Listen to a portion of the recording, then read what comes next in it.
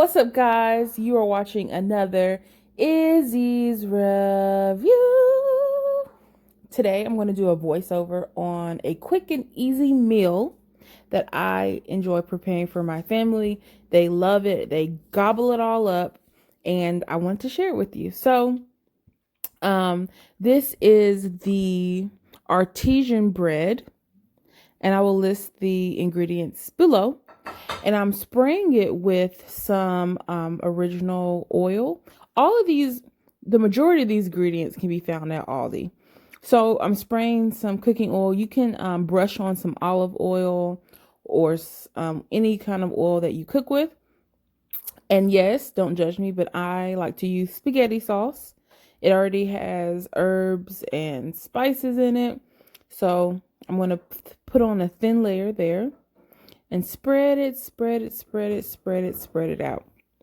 So as we spread, I do want to touch on a few things with this recipe. It's quick, it's easy, and it's completely customizable. So this is just the foundation, and I've been tweaking it over the past few weeks, and I like this version the best. I like spraying the oil on the bread, creating a barrier between the sauce and the bread, or the dough or the crust, whatever. So yeah, you have your artisan bread. You spray or apply a thin layer of oil, then you put in my case, spaghetti sauce or pizza sauce, and then I like to add some additional basil, some garlic powder, some onion powder. So I felt like I was a little bit heavy-handed in this video.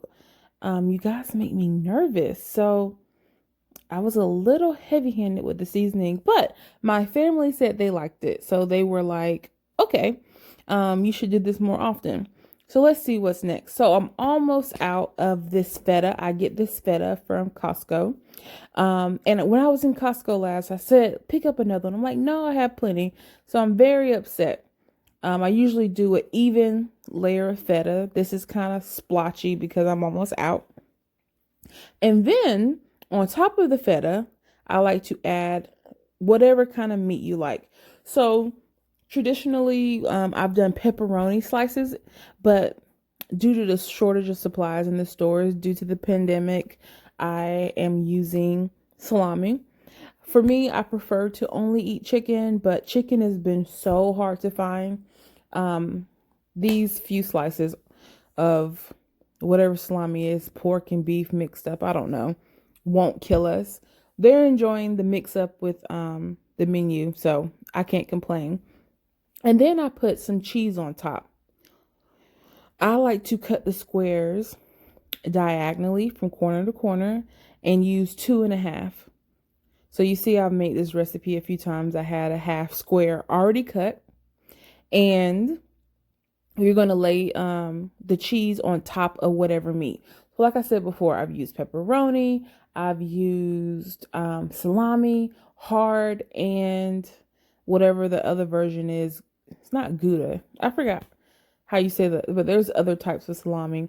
I've used ham.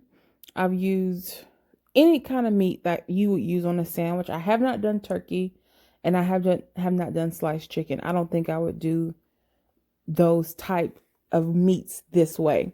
Then you top it off with some more sprinkles of basil.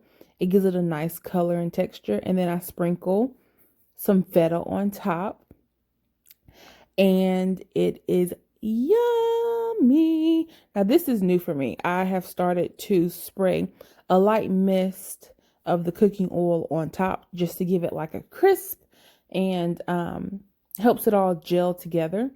So I do slide it in the oven with my cutting board. But I think on this one, we're going to add some vegetables. So now we're going to cut our vegetables. I have some onion, some mushroom, and some spinach. Like I said, this is completely customizable. You can add whatever you want. And because there are children in my house, I only do half of the, pizza.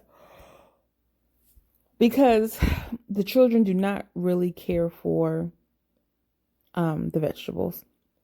So I want to chop my onion, chop my spinach, and chop my mushroom.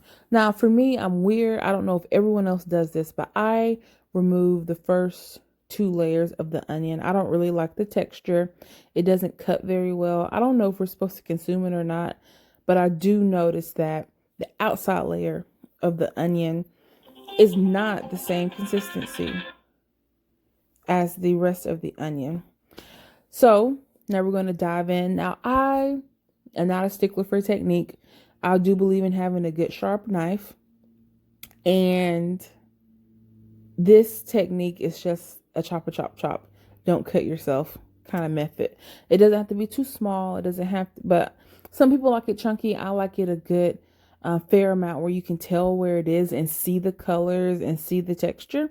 So don't judge me on my technique. This is what works for me. And my knife was not the best. As you can see, we're doing dishes and we're cooking and I'm using whatever is on hand. So the best thing about this recipe is to have fun and just experiment and see what works for you.